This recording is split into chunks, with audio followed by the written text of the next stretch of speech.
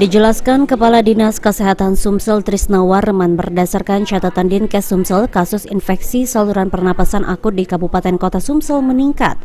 Sementara untuk di awal minggu November alami penurunan, dengan rincian di minggu kedua September mencapai 6.000 kasus. Trisna Warman menghimbau kepada masyarakat tetap menggunakan masker saat beraktivitas di luar rumah, serta rutin mengkonsumsi makanan dengan gizi seimbang dan perbanyak minum air putih. Ditambahkan Trisna Warman, pihaknya akan terus berkoordinasi dengan pihak rumah sakit untuk memastikan perawatan yang tepat diberikan kepada pasien ISPA yang membutuhkan perawatan intensif.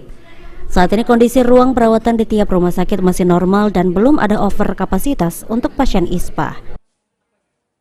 Masih fluktuatif ya, kadang dia tinggi, kadang turun. Tapi alhamdulillah. Untuk saat ini Pak? Untuk saat ini trennya menurun. Menurun Pak ya? Ya, trennya menurun. Oke, Pak, untuk kapasitas rumah sakit sendiri gimana Pak? Untuk khusus ISPA? Ya, siap kita menangani untuk kalau belum oper Pak ya?